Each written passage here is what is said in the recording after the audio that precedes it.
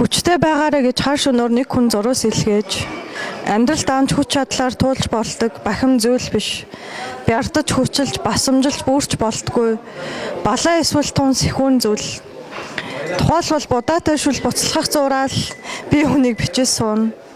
Баатар хаалтанд улаан хот маань цасгүй бослого умэн бухимдалд оромжилтал нэвсийтэл дарагдсан хിവэр бадрангуй халуун зүр сэтгэлдээ бид нэгэнтээ буура тарчиг дүнсгэр хотоо Баатар гэж нэрлээд баясдаг.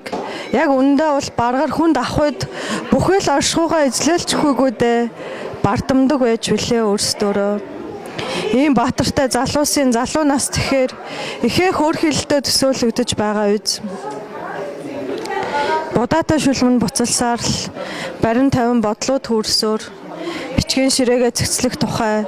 Нэг найз маань яг одоо гэртээ ууд суугаа.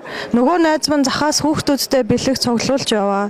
Нэг нь галт тогоонд ажиллаж, нөгөө нь автобусан чихэлдэж. Яруу найрагч нэг найз маань төрсөн өдрөөрөө ягахан сарнаанууд бэлгэнд авсан тухай.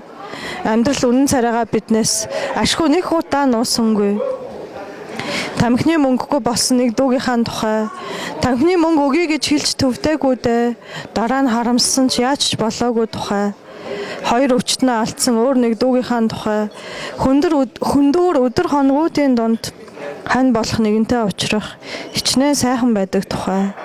Барим 50 бодлууд хөрсөөр будаатай шүл маань буцалсаар л